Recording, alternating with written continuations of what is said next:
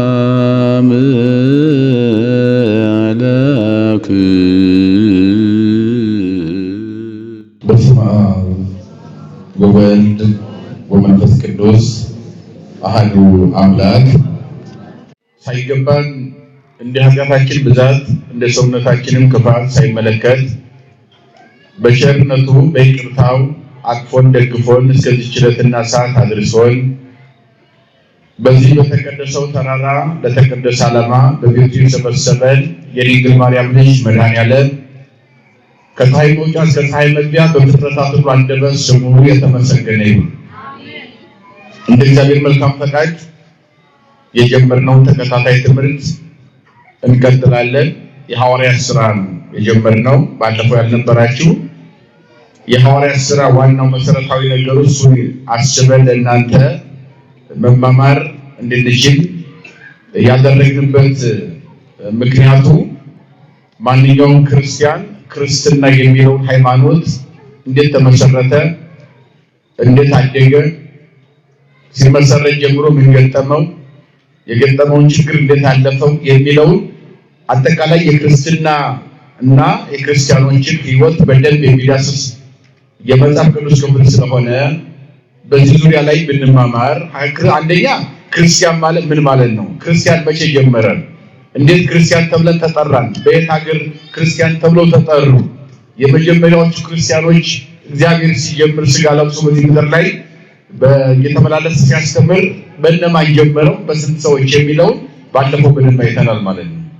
ስለዚህ የክርስትና ሕይወት ጣዕሙን በደንብ እንድንረዳው ክርስትና ብቻ አይደለም፣ የክህነት አገልግሎት ራሱ ካህናት ያለባቸው አደራ ምንድን ነው? ከእግዚአብሔር የተሰጣቸው አደራቸውንስ እንዴት መወጣት አለባቸው?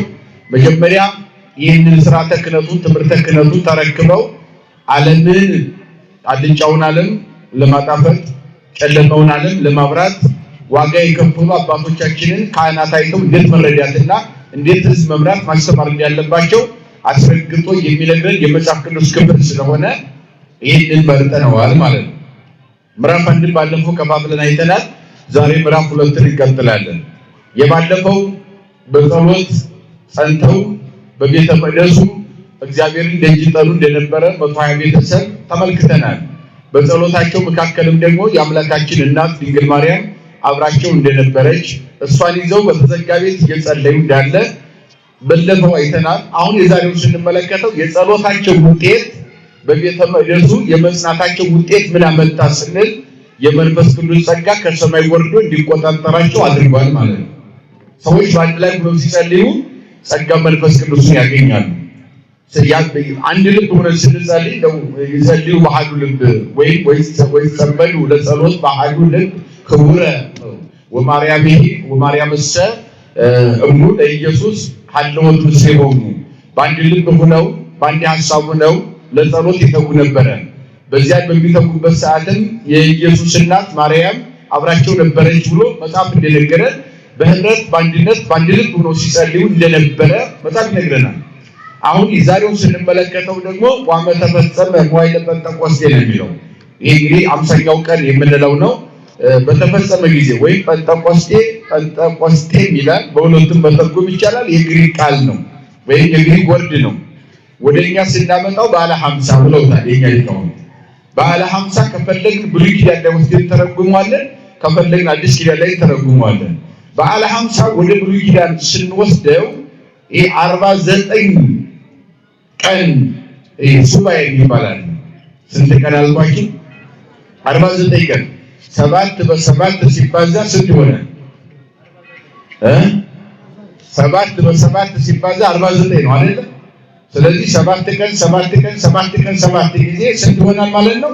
49 ማለት ነው። አንዱ ሱባኤ የምንለው በእኛ አስተምሮ 7 ቀን ነው። 7 በ7 ስታባዙት 49 ይሆናል።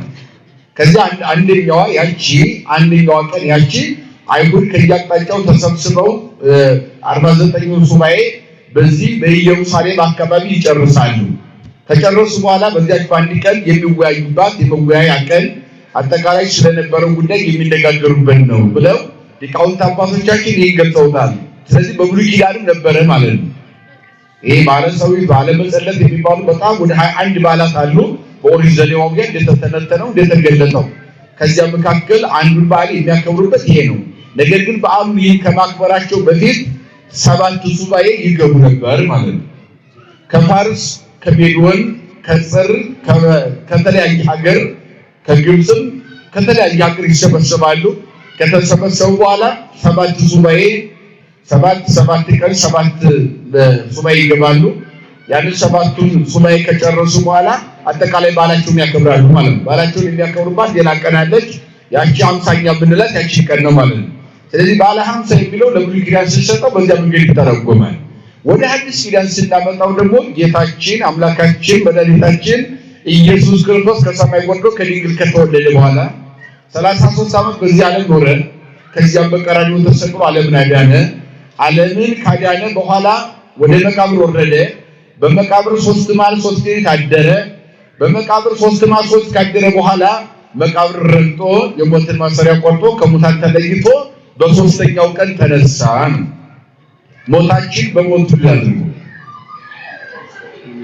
አስሮን የነበረ የሞትን ማሰሪያ ቆርጦ አመዝበራ ለሲኦል ሊቁ ደግሞ አትናቴዎስ ሲኦልን ዓለምን ውስጥ የነበረ የጨለማ ዓለም ሲኦል ተበርብሮ ርቃኑን ቀርቶ የሰው ልጆች ነፃ ከወጡ በኋላ ወደ መቃብር ወርዶ በ3ኛው ቀን ከሙታን ተለይቶ ተነስቷል። ሰይጣንን አስሮ ዓለምን ያሰረ ሰይጣን አሰረው ለብሪያል ነው። ብሪያል ማለት ሰይጣን ነው። ሰይጣንን አስሮ ርሱ ከሙታን ተለይቶ ተነስቷል ማለት ነው። ከተነሳ በኋላ 40 ቀን መጽሐፈ ኪዳን እያስተማረ በዚህ ምድር ላይ ቆይቷል። ስንት ቀን? ከምን በኋላ ይህ መጽሐፈ ኪዳን አሁን በቤተክርስቲያን ቋንቋ ካህናቱ ያደርሳሉ አይደል? መጽሐፈ ኪዳን ያው አደራረሱ የመንፈቀ ሌሊት አለ 3 የጧት 3 አለ የማታ 3 አለ በ3 ጊዜ ነው የሚደረሰው። ግን መንፈቀ ሌሊት የሚመጣ የሚመን ስለሌለ እንደገና ማታ ሁሉ ጊዜ የሚመናን ላይገኙ ስለሚችሉ ሁሉንም 9ኙን ኪዳን መቼ አደረጉት? ጧት አደረጉትና ሊቃውንቱ ትምህርቱ ለሚመነን ስለሆነ ወደ ጧት መጥቷል ማለት ነው። ግን 3ቱ በዚህ ሰዓት በሰርክ የሚጸለይ የሚደረስ የሚተረጎም የምንማረው ነው። 3ቱ መንፈቀ ሌሊት 6 ሰዓት የሚጸለይ የሚተረጎም የምንማረው ነው።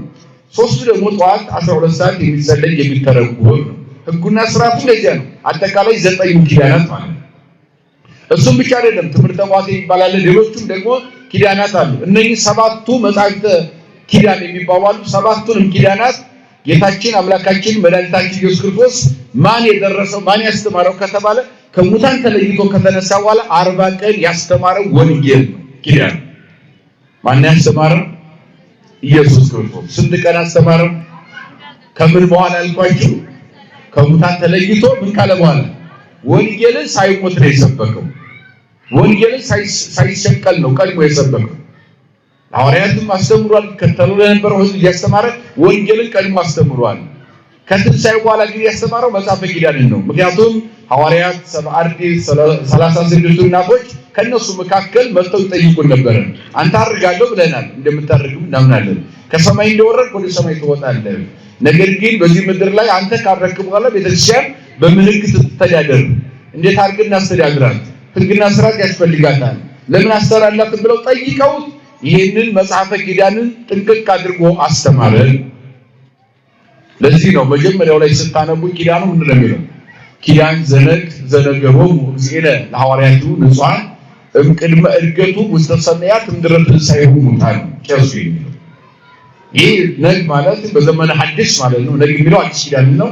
በሐዲስ ኪዳን የተሰበከው ወይም ድረ መቃብር ነው። ከመቃብር በኋላ እነሆ በረቀቀ ብርሃን ከሙታን ተለይቶ ከተነሳ በኋላ ከማረጉ በፊት ከተነሳ በኋላ ለሐዋርያት ያስተማረው ኪዳን ማለት ይሄ ነው ይላል። ስንት ቀን አስተማረ አልኳችሁ? 40 ቀን። 40 ቀን ካስተማረ በኋላ ባለፈው እንዳየነው ወደ ሰማይ አርጓል። ሲያርግ ግን ለሐዋርያት የሰጣቸው መመሪያ ነበረ። በኢየሩሳሌም ጠብቁኝ አላቸው መንፈስ ቅዱስ እስከሚወርድ ድረስ። ስለዚህ 40 ቀን ወንጌል ኪዳን ያስተማረበት ነው። እንደገና ሐዋርያት ደግሞ አንድ ሱባኤ ማለት ያው 10 ቀን እንዲጠብቁት አደረገ። ካረገ በኋላ በ10ኛው ቀን መንፈስ ቅዱስ ላከላቸው። ስለዚህ 40 እና 10 ቀን ስንት ይሆናል? 50 ለሐዲስ ኪዳኑ ይሄ ነው። ክርስቶስ ተነስቶ ካረገበት መንፈስ ቅዱስ ከወረደበት ድረስ 50 ቀን ይሆናል። 40 ቀን በዚህ ምድር ላይ ቆይቷል። ከትንሣኤ በኋላ ካረገ በኋላ ሐዋርያት ደጅ እየጠኑ ጸጋ መንፈስ ቅዱስ ወርዶ እስከሚቆጣጠራቸው 10 ቀን ቆይተዋል። 10 ቀንና 40ውን ሲደምረው 50 ይሆናል። በዓለ 50 የምንለው ይሄንን በዚህ ሰዓት በበዓለ 50ውን ቀን ከትንሣኤ በኋላ ጾም የሚባል ነገር የለም። ከቃሉ ጋር ናቸው። ምን የለም? በሐዋርያት በዲድስቅልያ ማለት ሥርዓተ ቤተክርስቲያን መጽሐፍ አንዱ በዚህ በዲድስቅልያ መጽሐፋቸው ላይ ሐዋርያት በዓለ 50ን እንዳንድ እሑድ አድርገው ያክብሩት ይላሉ። የሰማችሁኝ ነው? እንደምን ያክብሩት? እንዳንድ እሑድ ማለት ነው። ስለዚህ እንዳንድ እሑድ 50ው ቀን እንዳንድ እሑድ ነው የሚከበረው። ጾም የለም፣ ምንም የለም፣ ሮብ የለም፣ ዓርብ የለም። የማይሻሩት ረቡዕና ዓርብ በየትኛውም ጊዜ የማይሻሩት በዚህ ሰዓት ይሻራሉ። ለምን ቢባል 50 ያንኛው በዓለ 50ው የደስታ ዘመን የሐዲስ ኪዳን ዘመን ምሳሌ ስለሆነ ሕማማት ከዚያ በፊት አለ። ብዙ ነገሮች የሚገቡበት ስርዓቱ የሚገታበት በተለይ የሐዲስ ኪዳን ስርዓት በሙሉ መስቀሉ፣ መሳለሙ፣ ቅዳሴ መቀደሱ የሚገቡበት አለ። ያ የ5500 ዘመን እንደዚህ በጨለማ ሊኖር ነበር ማለት ነው። ያ 8ቱ ቀን ሆሳዕና እስከ ትንሣኤ ያለው በዓለ ሕማማት የምንለው ያ 5500 ዘመን እንዲህ ጨለማ ኑሮ እንኖር ነበረ፣ እንዲህ ታስረን እንኖር ነበረ፣ ደስታ አልነበረንም የምንልበት የብሉይ ኪዳን ምሳሌ ነው። ይሄ በዓለ 50ው ደግሞ የአዲስ ኪዳን ምሳሌ ነው። የደስታ ነው። ነጭ ለብሰን በቤተክርስቲያን አሸብርቀን እየዘመርን እግዚአብሔርን እያመሰገን ወንጌል እየተማር ፍጹም ደስታ ስለሆነ ጾም ሁሉ ተገድቶ እግዚአብሔርን የምናስብበት ጊዜ ነው ማለት ነው። ስለዚህ በዓለ 50 ለብሉይ ኪዳንም ለአዲስ ኪዳንም በዓሉ የቀጠለ ነው ከሙሉ ጀምሮ። ስለዚህ ይሄ በተፈጸመ ጊዜ 50ው ቀን በተፈጸመ ጊዜ 40 ለአዲስ ኪዳን ወሰደውና 40ው ቀን ተፈጽሞ ክርስቶስ አድርጎ ካረገ በኋላ ጸጋ መንፈስ ቅዱስ ለሐዋርያት ሊሰጥ 50ኛው ቀን በደረሰ ጊዜ ማለት ነው። መጻግብተ ሰማይ ነው። በአንድ ላይ በነበሩበት ሰዓት ከሰማይ ድንገት እንደ ነፋስ እንደ አውሎ ነፋስ የሆነ ድምፅ ከሰማይ መጣ። ያም ከመጣ በኋላ እነሱ ያሉበትን ቤት ሞላው ይላል። እንደ ነፋስ ድምፅ ያለ እንደ አውሎ ነፋስ ነው። አውሎ ነፋስ የሚለው መንፈስ ቅዱስን ነው። ከቃሉ ጋር ናቸው። አዎ እንግዲህ ነፋስ መንፈስ የምንለው እነዚህ ነገሮች በጣም መንፈስ የሚለው በነገራችን ላይ ለመንፈስ ቅዱስ ይሆናል። መንፈስ የሚለው ለመላእክት ይሆናል። መንፈስ ለነፍስ ይሆናል። መንፈስ ለነፋስ ተብሎ ይተረጎማል። መንፈስ የሚለው ለዚህ ሁሉ ይተረጎማል። ግን አጠቃላይ ለሁሉም ስትተረጉመው ረቂቅ ማለት ነው። መንፈስ ማለት ምን ማለት ነው? ምን ማለት ነው? ረቂቅ ማለት ነው። ለመንፈስ ቅዱስ ረቂቅ ነው ስንለው የማይጨበጥ የማይዳሰስ ማለት ነው። ረቂቅ ማለት በዓይን የማይታይ ማለት ነው። በጆሮ ብቻ ድምፅ ልንሰማ እንችላለን በየትኛውም አቅጣጫ ማለት ነው። ግን የማይጨበጥ የማይዳሰስ የማይታይ ረቂቅ ለማለት መንፈስ ሮታል። ከሁሉ በላይ የረቀቀ ስለሆነ እግዚአብሔር መንፈስ ነው ይላል ሊቁም። ሌላው ነፋስ የምን መላእክት መንፈስ ይባላል። መላእክቶቹን መንፈስ ያደርጋቸው ይላል ዕብራውያን ላይ ነው ዳዊት የተናገረው ጳውሎስም ደግሞታል። መንፈስ ማለት ረቂቅ ለማለት መላእክትን ርቀታቸውን ለመግለጽ መንፈስ ይላቸዋል። ረቂቃን ናቸው፣ አይጨበጡም፣ አይዳሰሱም ለማለት ነው። አይታዩም ለማለት ነው። በአንጻሩ ነፍስ ራሷ ረቂቅ ናት። የኛ ነፍስ ለምሳሌ ነፍስ የት እንዳለች አናውቅም፣ ግን እኛን ታንቀሳቅሰናለች። በማንቀሳቀሷ ብቻ ነው። መንፈስ ቅዱስም ረቂቅ ነው፣ አይታይም፣ አይጨበጥም። በሚታወቃል መልካም ስራ እንድንሰራ እኛን ሲቆጣጠረን በመልካም ስራ ይገለጣል ማለት ነው። በሚደረግልን በተሰጠን ጸጋ በምንሰራው መልካም ስራ በዚያ ይገለጣል ማለት ነው። ስለዚህ ሌላው በአራተኛ ደረጃ መንፈስ የሚባለው ነፋስ ነው። እስመ መንፈስ አበፈቀደ ይነፍስ ወቃሎ ተሰምን የተአምር ሀበይ ሐውር ወሐበይ መጽሎታል ክርስቶስ ለማንሻሰር ለኒቆዲሞስ በዮሐንስ ወንጌል ምዕራፍ 3 ላይ እነሆ መንፈስ ማለት ረቂቅ ነፋስ ይወጣል ሲሉ መንፈስ ያለው ነፋሱን ነው። ነፋስ ይነፍሳል፣ ድምፅ ትሰማለህ፣ ከየት እንደመጣ ወዴት እንደሚሄድ አታውቅም። እንዲሁም የእግዚአብሔር መንፈስ ቅዱስ ያደረባቸው ሰዎችም ታምር ሲያደርጉ ታያለህ። ግን መንፈስ ቅዱስ በሰው ላይ አድሮ ታምር ያደርጋል። ታምር ሲያደርግ በታምሩ ይታወቃል እንጂ በዓይን ግን አይታይም፣ በእጅ ግን አይጨበጥም ብሎ እዚያ ላይ ተርጉሞ አባቶቻችን አስተምረዋል።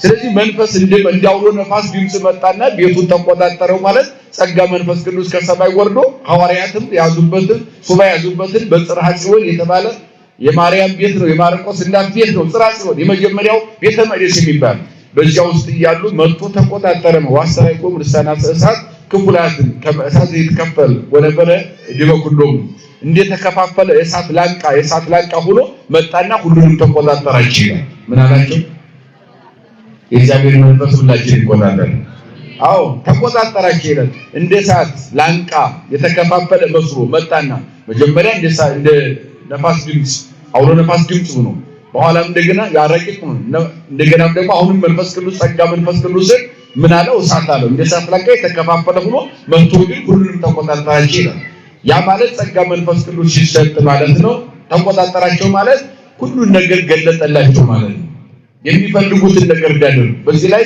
ሊቃውንት አባቶቻችን በዚህ በግሪኩ ጴንጤቆስጤ ብቻ ሳይሆን ጰራቅሊጦስ ላይ ገልጹታል በእኛ ደግሞ ጸጋ መንፈስ ቅዱስ እንለዋለን በሉቃስ አገላለጽ ደግሞ ኃይል አርያማዊ ሰማያዊ ኃይል ይባላል የሰማይ ኃይል እስከምትለው ድረስ በኢየሩሳሌም ከተማ ጠብቁኝ ያላቸው እነሱም ተመልሰው በመቅደስ ያመሰገኑ ቆዩ ይላል ያ ሰማያዊ ኃይል በግዕዝ ቋንቋው ኃይል አርያማዊ እስከተለብሶ ኃይለ ማርያም ደግሞ በዚያኛው ጰራቅሊጦስ ብለውታል ጸጋ መንፈስ ቅዱስም ተብሎ ይተረጎማል ግን ይሄ ሲተረጎም 6 አይነት ትርጓሜ ይሰጣል ሊቃውንት ስንት አይነት ትርጓሜ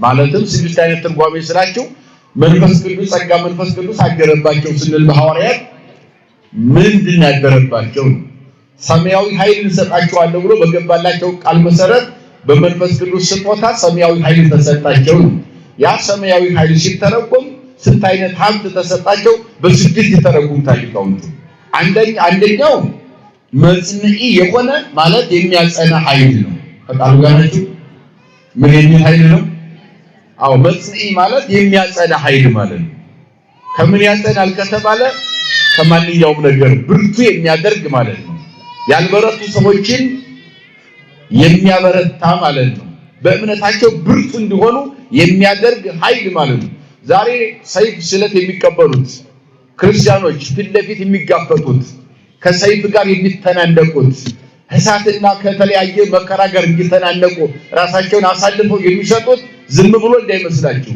የማን ኃይል ስላለ ነው የመንፈስ ቅዱስ ኃይል በክርስቲያኖች ስላለ ነው እውነት አይመስላችሁ የምንፈራው ዝም ብለን ስለማናስብበት ነው ስናስብበት ግን የሚመጣ ማንኛውም ነገር አይበግረንም ለመቀበል ዝግጁ ነው የሰው ልጅ ምክንያቱም እኛ ሳይሆን የምንቀበለው በስጋ ፍራም ብንሆንም በመንፈስ የማንጸጋ አለበኛለ ነገር የእግዚአብሔር ጸጋ አለ ሲመጣ ያን ጊዜ ቁርጥ ህሊና ወስነን ስንገባበት ምንም አይደለም ሰይፉ ምንም አይደለም ስለቱ ምን የሚነደው ሳተ ምንም አይደለም ለኛ ያን ሁሉ መረማመድ በዚያ ሁሉ ላይ መዘመር ያን ሁሉ መቋቋም አቅም መስጠት ማለት ነው መጽንዒ ማለት የሚያጸና ማለት አንደኛው የተሰጣቸው ኃይል ይሄ ነው ሰማያዊ ኃይል የተባለው ወይ ጰራቅሊጦስ ሲተረጎም ይሄ ኃይል ተሰጥቷል አንደኛው የሚያጸና ምን የሚያጸና ሁለተኛው ደግሞ መንጽሔ ይባላል የተሰጠው ሀብት ደግሞ መንጽሔ ምን የሚያነጻ ማለት ነው ንጹህ የሚያደርግ ማለት ነው ከኃጢአት የሚያነጻ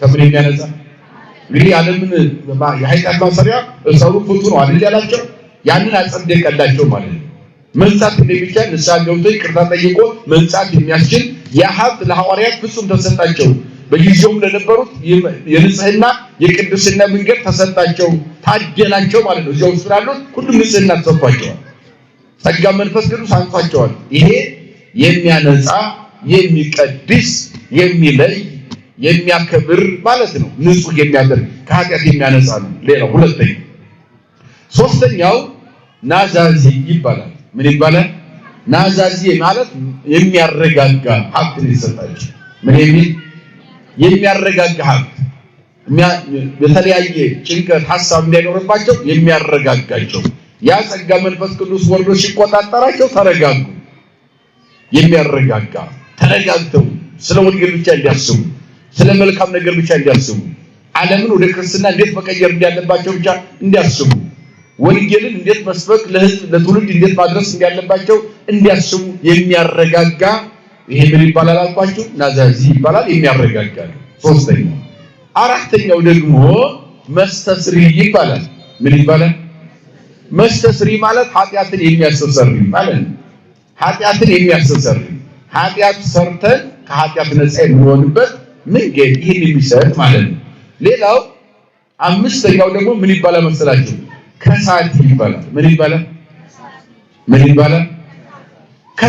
ከሳቲ ማለት ገላጭ ማለት ነው። ምን ማለት ነው? ገላጭ። ምን ገለጠ? በዚህ ላይ እሱ ወደ ኋላ ላድርገውና ስድስተኛው መስተፍስይ የሚባል ምን የሚባል መስተፍስይ ማለት የሚያስደስት ማለት ነው። መስተፍስይ ደስታ የሚያስደስት ነው። ግን ይሄኛው ገላጭ የሚለውን ወደ መጨረሻ እናንተውና ገላጭ ማለት ምን ገለጠ ስንል ቋንቋ የሚያስተረጉማቸው የትኛው ቦታ ሲሄዱ ስለ ቋንቋ እንዳይቸገሩ ወንጌል በቋንቋ ምክንያት እንዳይገደብ የእግዚአብሔር ኃይልና ድንቅ ስራ በቋንቋ ምክንያት እንዳይገደብ የሁሉንም ቋንቋ በህዝብ ሁሉ እንዲናገር ለዚያ የሚገልጥ ሀብት ማለት ነው። እነኚህን ያስተረጉመናል። የተሰጠው ጸጋ ይሄ ነው። መንፈስ ቅዱስ ወረደ ሲባል በሐዋርያት ያደረ ሲባል ምንድነው ያደረው? ጸጋ መንፈስ ቅዱስ። የመንፈስ ቅዱስ ጸጋ ስንት አይነት ጸጋ ተሰጣቸው አልኳቸው? አሁን የዘረዘርናቸው ስድስቱ ጸጋዎች ናቸው የተሰጡት። በዚያ በጽራቂውን በዚያ እግዚአብሔር ደጅ በሚጠኑበት ሰዓት የተሰጣቸው እነኚህ ስድስቱ ጸጋዎች የመንፈስ ቅዱስ ሀብቶች ተሰጥተዋል ለሰው ልጅ ማለት ነው። ስለዚህ ከሳቲ የሚባለው መጀመሪያ ሐዋርያት የሚያውቁት አንድ ቋንቋ ነበር። ስንት ቋንቋ? አንድ ቋንቋ ነው። ሂብሩ ነው። እሱም ዕብራይስጥ ነው። ሂብሩ ቋንቋ ብቻ ዕብራይስጥ ቋንቋ ብቻ ነበር የሚችሉ። ሌላ ቋንቋ አልነበረም በዚያን ጊዜ። ከነሱ መካከል ሌላ የሚችል አልነበረም። ነገር ግን ቅድም እንዳልኳችሁ ወደ ታችም ያመጣዋል። ከተለያየ ሀገር የመጡ ሰዎች ነበሩ። እና እነኛ ሁሉ ተሰብስበው ነበረ። ምን ሊያደርጉ መጡ? ትንሣኤውን ሰምተው እንደሚያርግም ሰምተው እርገቱን ለማየት እርገቱን ሊያዩ ከመጡ በኋላ እንደገና ደግሞ ጸጋ መንፈስ ቅዱስ ይወርዳል ለሰው ልጆች ይሰጣል ተብሎ እየታወጀ ስለነበረ እኛም በጽራቂውን አዳራሽ ውስጥ ገብተን እንኳን በዚያ ደጅ ባንጠናም የሐዋርያት ባንሆንም በውጭ በዚህ በሰማርያ በአንጾኪያ ሆነን ለምን እግዚአብሔርን እንከታተለው የሚወርደው ጸጋ መንፈስ ቅዱስ ሊታደለን ሊሰጠን ይችላል ብለው ከአራቱ ማዕዘነ ዓለም የመጡ ሰዎች ከዚያው ደጅ እየጠኑ ነበረ። እነዚህ ከአራቱ ማዕዘነ ዓለም የመጡ ሰዎች 71 ቋንቋ ይችሉ ነበር። ከቃሉ ጋር ናችሁ? ስንት ቋንቋ? 71 ቋንቋ ይችሉ ነበር። እነዚህ ከተለያየ ሀገር ነው የመጡት። እንደውም አንዳንድ ቤተክርስቲያን ሊቃውንት የኛ በ34ኛው ዓመት የኛ ጃንደረባ ሂዶ እዚያ ነው ተጠምቆ የመጣው ክርስቲያን ያመጣው የምንለው ጳኮስ የተባለው ጃንደረባ በዚያ ዘመን ነው። በነገራችን ላይ 34 ማለት 33 ዓመት ክርስቶስ በዚህ ኑሮ 34ኛው ላይ ነው በዚያው ዘመን ማለት ነው። ለምን የኛ ጃንደረባው ለምን ሄደ ከተባለ ወደ ኢየሩሳሌም የሄደበት ምክንያት በብዙ አይነት ምክንያት ቢተነተንም ዋናው ዓላማው ግን ከአራቱ ማዕዘነ ዓለም ኢየሩሳሌም ሄዱ ነበር የሰው ልጆች። ለምን? የእግዚአብሔር ድንቅ ስራ ለማየት በተለይም ትንሣኤውን እርገቱን ጸጋ መንፈስ ቅዱስ ሲወርድ ለማየት እዚያው ደጅ የሚጠና 71 ቋንቋ የሚችል ከተለያየ ዓለም የመጡ ምዕመናን ነበሩ። እዚያ ስንት ቋንቋ የሚችሉ ሐዋርያት ስንት ይችሉ ነበረ? አንድ ቋንቋ ነበረ ቋንቋቸው መጀመሪያ 71 ቋንቋ የሚችል ህዝብ ነበር። ስለዚህ ጸጋ መንፈስ ቅዱስ ካደረባቸው በኋላ እነሱ ወጥተው ማስተማር ጀመሩ። ሐዋርያት በሚያስተምሩበት ጊዜ ዕብራይስጥ አለ የሚያስተምሩ ዕብራይስጥ የራሳቸው ቋንቋ ነው። ከዚያ በኋላ በተለያየ ቋንቋ 71 ቋንቋ የሚችል ህዝብ ካለም የመጣውን ሁሉ በእያንዳንዱ ቋንቋ ያስተምሩት ነበር። እየቀረቡ ያገኙትን ሁሉ ይነግሩታል በራሱ ቋንቋ ስለዚህ በአጠቃላይ 72 ቋንቋ ተገለጠላቸው የምንለው ይሄን ነው። አንድ ቋንቋ ነበራቸው። ስንት ተገለጠ? ስንት ተጨመረ? 71 ሲጨመር ስንት ይሆናል? 72 ቋንቋ የምንለው ይሄን ነው። ግን ሊቃውንት አባቶቻችን 72 ቋንቋ ተናገሩ የሚለው ከዚያው አካባቢ ያሉ ምዕመናን 71 ቋንቋ ስለሚችሉ የነሱን ጨምሮ 72 አለ እንጂ የመንፈስ ቅዱስ ስጦታ በ72 ቋንቋ ብቻ አይገደብም። ይገደባል? ምን ችግር አለበት? እግዚአብሔር መንፈስ ቅዱስ ሁሉ መግለጽ ይችላል አይደል? በሁሉም የተናገሩ ተናገሩ በነገረ ሁሉ በሐውርት ነው። ትክክለኛ በሐውርት ማለት የትኛው ማለት ነው። ጴጥሮስ የትኛው ማገር ሲሄድ ቋንቋ አስተኛ ያስፈልገው ቋንቋ ቤትም አይገባም። ዝም ብሎ ይናገራል፣ ያስተምራል። የእግዚአብሔር ጸጋ በሱ ላይ አድሯል። እንድርያስም እንደዚያው መላእክቱ ሁሉ እንድርያስ ወጥተው አባግረ በላይ ተሰብ ሰው የሚበላ ማለትም እንደ አውሬ የሆኑ ሰዎች የመላእክት እንድርያስ ሐዋርያው ወስደው ጣሉት። እዚያ ነው ወንጌል ስበክ ብሎ አስቀመጡ ይችላል። በክንፍ አቆመ ላይ ተወሰዱ። ከዚያ በሌላ ጊዜ ያ በላይ ተሰብ የሆኑ ለሰው የሚያስፈሩ ካራዊት የባሱ ሰዎች ገጠሙት አዩትና ምን አሉት? መኑ ስምከ ስምህ ማን ነው? ዋይቴ ሀገርህ የት ነው? ወመኑ አምላክከ በመኑ ታመልክ? አን አምላክ ማን ነው? በማን ታመልካለህ ብለው ጠየቁት። እሱ ምን አለ? ሀገሬስ ሀገሩ ለጴጥሮስ ሁዬ ቤተሳይዳ ሀገሬ ቤተሳይዳ ነው የጴጥሮስ ወንድም ያገሩ ዛሬ ተወለድኩት አላቸው። እንደገና ማንን ታመልካለህ ላላቸው አመልኮ ለዚህ ኢየሱስ ክርስቶስ ዘገብረ ሰማይ ወምድረ ዘተንሳሙታን ሰማይና ምድርን የፈጠረ ዓለምን አድኖ ከሙታን ተለይቶ የተነሳ ኢየሱስ ክርስቶስን አመልካለሁ ብሎ ሲናገራቸው ሁሉም እነኛ ለሰው የሚያስፈሩ ካራዊት የካፉ ሰዎች ሁሉንም በአንድ ጊዜ አጠመቃቸው ይላል። ይሄ የማን ጸጋ ነው አልኳቸው? እግዚአብሔር ጸጋ። ስለዚህ በ72 ቋንቋ የተገደበ የሐዋርያ ትምህርት የለም ማለት ነው በዓለም ዳርቻ ሁሉ። በብሉይ ኪዳን ኦሪት ዘፍጥረት ምዕራፍ 11 ላይ ወትናገር ኩላ ምድር ሐደ ከንፈረ ዘውቱ ዕብራይስጥ ልሳነ አይሁድ ከንፈረ ከነዓን ዓለም ሁሉ አንድ ቋንቋ ይናገር ነበር፣ እሱም የከነዓን አፍ የሆነ የአይሁድ ልሳን ዕብራይስጥ ነው ይላል። አንድ ቋንቋ ነበር ይላል። ከዚያ በኋላ ሰዎች ግን አሚጸያው ነው እግዚአብሔር ሲፈታተኑ እግዚአብሔር ቋንቋቸውን ቀላቀለው እንዳይግባቡ አደረገ ይላል። ጡብ ወለቄት ድንጋይ የገለቡ እስከ ሰማይ ደርሰን ከዚያ ጋር እንዋጋለን ብለው በሰማይ ሆነን እኛ ለምን እንገዛለን ብለው እስከዚህ ድረስ አምፀው ነበርና ቋንቋ ቀላቀለባቸው። ባለመግባባት በዚሁ ኖሩ። ያ በኃጢአት ውጤት ነበረ መጀመሪያ ቋንቋ የተከፋፈለው። በሐዲስ ኪዳን ግን ሁሉም ነገር ታድሷል በክርስቶስና ያ ተከፋፍለው ሰዎች እንዳይግባቡ የተደረገበትን ቋንቋ ለወንጌል መስበክ ያደረገው አደሰው ቋንቋውን ማለት ነው። ቃሉ ጋናጂ ቋንቋ ማንም ይሰበክበት ነው፣ ማንም ይመሰገንበት ነው፣ የማን ወንጌል የሚነገርበት ነው። እንደዚያ ነው። አሁን ዓለም ዝም ብሎ ሳይገባው ነው በቋንቋ ምክንያት በሰፈር በመንደር የሚጣለው ዓለም ዝም ብሎ ነው። ግን እግዚአብሔር ያደረገው ለወንጌል ነው። ቋንቋ አልተገደበም። በየትኛው ቋንቋ ወንጌል እንዲሰበክ እስከ የትኛውም ጽንፈ ምድር ድረስ ወንጌል እንዲዳረስ እግዚአብሔር ጸጋ አድርጎ የሰጠው አንዱ በአዲስ ኪዳን ቋንቋ ነው። ይሄን ምንድነው? ከማን የተሰጠ ሀብት ነው? ንገሩኝ። ከማን የተሰጠ ሀብት ነው? ከእግዚአብሔር የተሰጠ ሀብት ነው ቋንቋ። ለምን? ለወንጌል ሊዘመርበት፣ ሊቀደስበት፣ ሊመሰገንበት እግዚአብሔር ማለት ነው የተሰጠን። ቋንቋ መለያያ ሳይሆን ቋንቋ መግባቢያ ነው። አያችሁ፣ የተሰጠው መግባቢያነቱን ደግሞ ማን አረጋገጠ? ጸጋ መንፈስ ቅዱስ።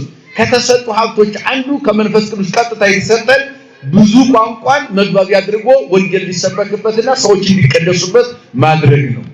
ይህን ቋንቋ እንግዲህ መገለጥ ወይም ከሳቲ ስንል የሚገልጥ ነው ስንል ከተሰጡ ዋናው አንዱ ምንድነው? እሱ ነው።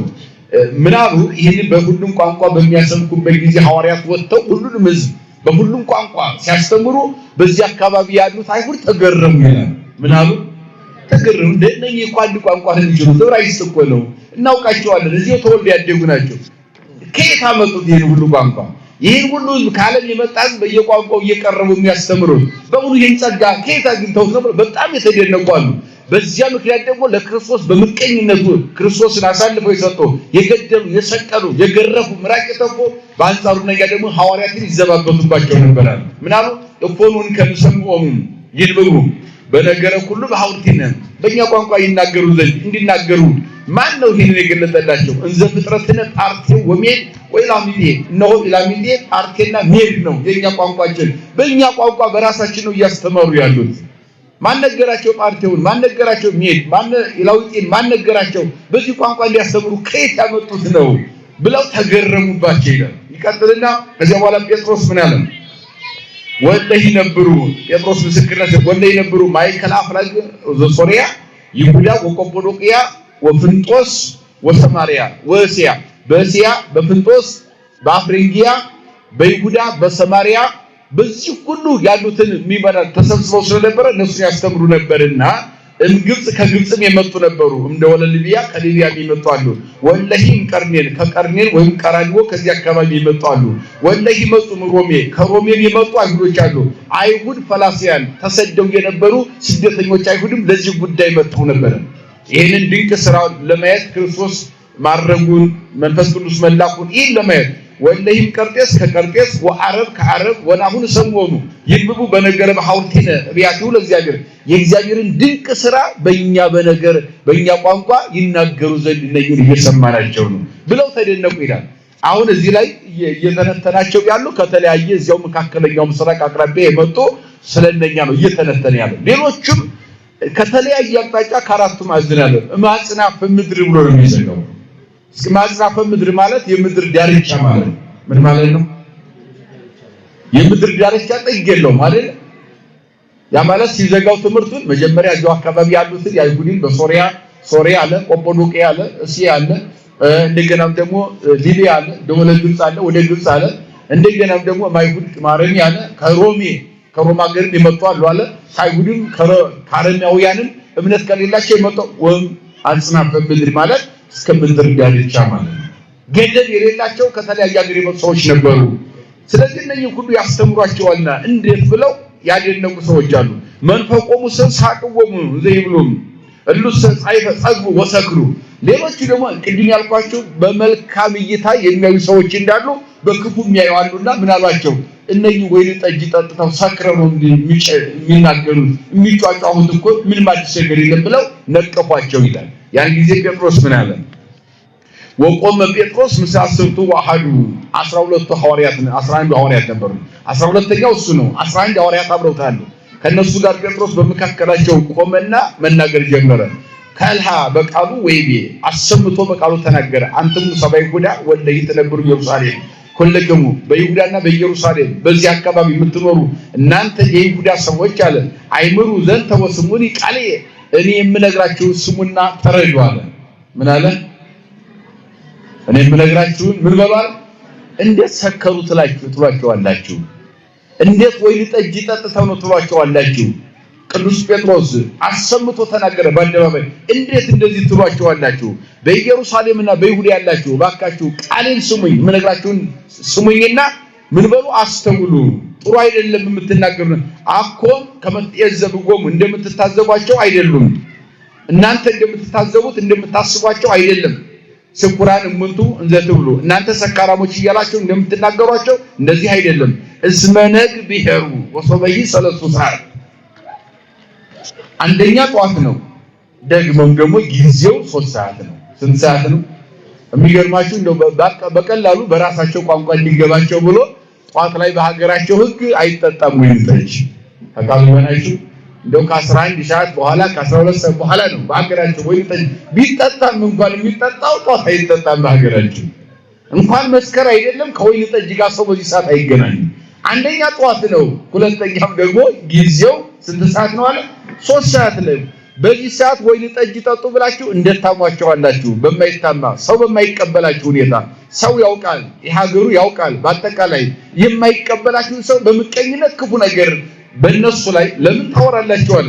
ይህን ካለ በኋላ ነገራቸው እስከመጨረሻው ምን እንደሆነ አላ ዝውቱ ዘይቤ ኢዩኤል ነቢይ ይልቁንስ ልንገራችሁ ኢዩኤል የተናገረው ይሄ ነው።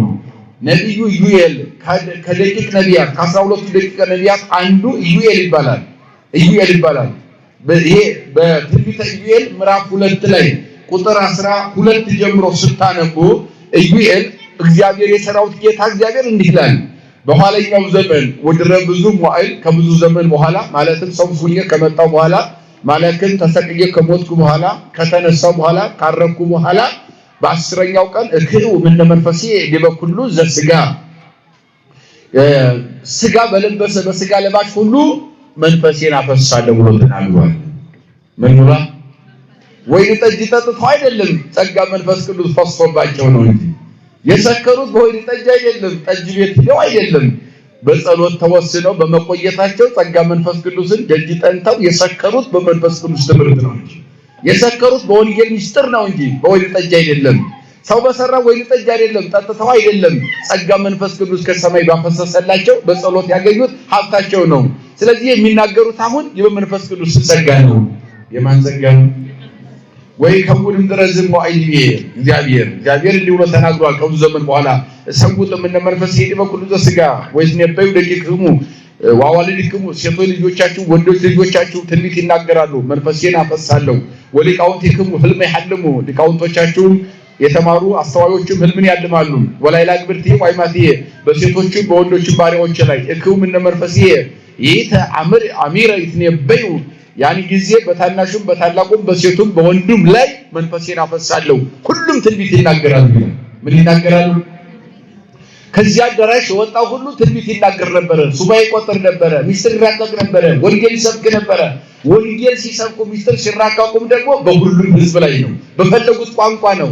አንድም ቋንቋ አልተሰወረባቸውም። ይሄ አስቀድሞ በነቢዩ በሚክያስ የተነገረ የተሰጠ ጸጋ እግዚአብሔር እንደሆነ ጌታችን አምላካችን መድኃኒታችን ኢየሱስ ክርስቶስ ለጴጥሮስ በገለጠለት ልክ ጴጥሮስ አይሁድን አሳፍሮ ስለ ጸጋ መንፈስ ቅዱስ መናገርና ማስተማሩን የአይሁድን አፍ መዝጋቱን በደንብ ይነግረናል። ይቀጥልና ሌላው አንቀጽ ደግሞ ስሙ ሰብአ እስራኤል ወዘንተ ነገረ፣ ይህንን ነገር እናንተ የእስራኤል ሰዎች ስሙ ይላል። ስሙ ባካችሁ አዳምጡ። ኢየሱስ ናዝራዊ ሰቅላችሁ እንደገደላችሁት፣ መከራ እንዳደረሳችሁበት፣ በጥፊ እንደመታችሁት፣ ምራቅ እንደተፋችሁበት፣ ይሰቀል ብላችሁ 7 አይሁድ ሸንጎ እንደፈረደበት ይህንን ታውቃላችሁ። እናንተ አይነሳም ብላችሁ ገድላችሁ ቀበራችሁ። እርሱ ግን አለ ተነሳ፣ እነሳለሁ እንዳለ ተነስቷል። ምን ብሏል? ክብርና መስቀል አለስሙ ተነስቷል። እናንተ አይነሳም ብላችሁ ገንዛችሁ ጠቅልላችሁ በጨርቅ ቀበራችሁታል። በጨርቅም ብትጠቀልሉት በገመድም ብታስሩት ገመዱም ይዞ አላስቀረውም ማለት አንሶ እግዚአብሔር አነሳው ማለትን በቃሉ ተነሳ ማለት ነው። ተነሳ በርቲኮ ማይሰሪሁ ለሞት ሲነሳም ደግሞ የሞትን ማሰሪያ ቆርጦት ነው አለ። ምን ብሎ ነው? የሞትን ማሰሪያ በሉሲ ቆርጦ ተነሳ። ምን አለ? አዎ ይሄ በርቲኮ ማይሰሪሁ ለሞት የሞትን ማሰሪያ ቆርጦ አስመዘይክ ለመቃብር ይዞቶ መቃብርም ደግሞ ይዞ ማስቀረት አይችልምና የአዳምን ዘር የዋጠ መቃብር ራሱ ተዋጠ። የአዳምን ዘር ያሰረ ሞት ራሱ ተቆረጠ። የሞት ማሰሪያው ተቆረጠ። ስለዚህ እንደዚያ ሆኖ ተነስቷልና ሞት ይዞ የማያስቀረው ተነስቷልና በሥርዓተ ምክሩ ወባይምሮቱ ለእግዚአብሔር እነሆ እግዚአብሔር ባወቀ ራሱ በመከረው ራሱ ባሰበው ወመጣው ክንጎ ወሰይ ሐጣን ወቀተል ክንጎ እነሆ ይዛችሁ አሳልፋችሁ ለሐጣን ሰጣችሁት፣ እሱንም አስገደላችሁት፣ መከራም አደረሳችሁበት። ነገር ግን በሶስተኛው ቀን ተነሳ ይላል። በስንተኛው ቀን ተነሳ? በሶስተኛው ቀን ተነሳ። ከዚያ በኋላ ዳዊት አስቀድሞ የተናገረውን ነቢያት አስቀድሞ የመሰከሩትን ያስተማሩትን በደንብ ጴጥሮስ ነገራቸው። እንደሚነሳ ዳዊት ተናግሯል። እንደሚነሳ ዳዊት መስክሯል። ነቢያትም እንደሚሰቀል እንደተናገሩ መሰቀል ብቻ አይደለም፣ ተሰቅሎ እንደማይቀር መቃብር እንዳለበት እንደሚቀበር ተቀብሮም እንደማይቀር ከሙታን ተለይቶ እንደሚነሳ ከተነሳም በኋላ በዚህ ምድር ላይ ዝም ብሎ እንደማይቀር 40 ቀን አስተምሮ 40 ቀን በኋላ ነፋሳትን እንደመሰላል እየረገጠ ሲበሉ ነፋሳትን በሉ እንደመሰላል እየረገጠ አውታረ ነፋሳትን በሉ እንደመሰላል እየረገጠ ደመናትን በሉ እንደ ትቢያ እያራገፈ ማዕርገ መላእክትን እንደ ጫማ ተጫምቶ በክብር በሉ በብርሃን በልልና ሰማየ ሰማያት ያርጋል፣ በአባቱም ቀኝ ይቀመጣል። ክብርና ምስጋና ለመድኃኒዓለም ይሁን። ይህን አስተማራቸው። ወተወጥኩ ቃሉ ወተጠጉ ወተወሰኩ በኢቲ ዕለት መጠነ 30 ምዕት ይላል። ይህንን ሲያስተምራቸው ጴጥሮስ እዚህ አካባቢ ያሉ ሕዝብ በአብዛኛው ቃሉን ተቀበሉና አመኑ። ማመን ብቻ አይደለም ተጠመቁ፣ በኢየሱስ ክርስቶስ ስም ይላል ተጠመቁ። የተጠመቁትም ሰዎች 3000 ነበሩ ይላል። በአንድ ቀን አስቡ። ቃሉ ጋላችሁ ይሄ ጸጋ መንፈስ ቅዱስ ያደረባቸው አባቶቻችን ሲያስተምሩ በቀን ይጠመቃል።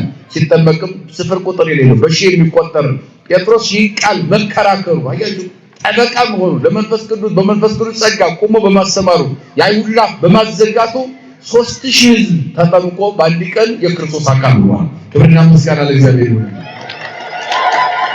ከዚያ በኋላ ወነበሩ ይጸመዱ ትምህርተ ሐዋርያት ወህቡረ ይባርኩ ማይድ በውስተ ጸሎት። ከዚያ በኋላ በአንድ ጸሎት ነው በአንድ ላይ እየጸለዩ በአንድ ማይድ ባርከው እየበሉ እግዚአብሔርን ማመስገን ጀመሩ። በጣም የሚደንቀው የሐዋርያት ሥራ ለዚህ ነው ያልኳቸው። አንደኛ ፍቅርን ይመሰርታል። ክርስትና ፍቅር ነው። ምንድነው ክርስትና? ምንድነው? ፍቅር አይደለም፣ ፍቅር ነው። ጠብ አይደለም፣ ክርክር አይደለም፣ ፍቅር ነው። እነኚህ 3000 ተጠመቁ፣ 120 ቀድመዋል። 12ቱ ሐዋርያት፣ 72ቱ አርድእት፣ 36ቱ ቅዱሳት እናቶች ባለፈው ላልነበራችሁ ነው እንጂ አይተነዋል በሰፊው 120 ሰዎች ይሆናሉ። የወንድ ብቻ ነው እንዳይባል ሴቶችንም ጨመረ ክርስቶስ። ክርስትና የሴትና የወንድ ህብረት ነው፣ አንድነት ነው። ስለዚህ ፍቅር የሆነ ሃይማኖት መሆኑን ለመግለጽ እነኚህ 3000 ተጨመሩና 3120 ቤተሰብ እነኚህ ባንድ ላይ ሆነው ምግብ እንኳን ተለያይተው አይበሉም ይላል። የመንግስት ሰራተኛ የሆነው ስራውን ሰርቶ ይመጣል። ደሞዝ ሲቀበል ወደ ኪሷ ሳያስገባ ቀጥታ አንጥቶ ወያነበሩ ታይተገሪኩም ለሐዋርያት ወደፊትም እናይዋለን። አንጥቶ የደረሰችውን አንድ ሳንቲም ሳይቀንስ ከሐዋርያት እግር ስር አንጥቶ ይጥላል። ይሄንን ያገኘው የወር ደሞዝ ነው። እርሻ የሚያርሰው ቁፋሮ የሚቆፍረው አትክልት የሚተክለው ያገኛትን ነገር ለግሉ ለኪሱ አያደርግም። ምግብ እንኳን ብቻውን አይበላም። ምራቤ ብሎ ያን አንጥቶ ከሐዋርያት እግር ስር ያስቀምጣል።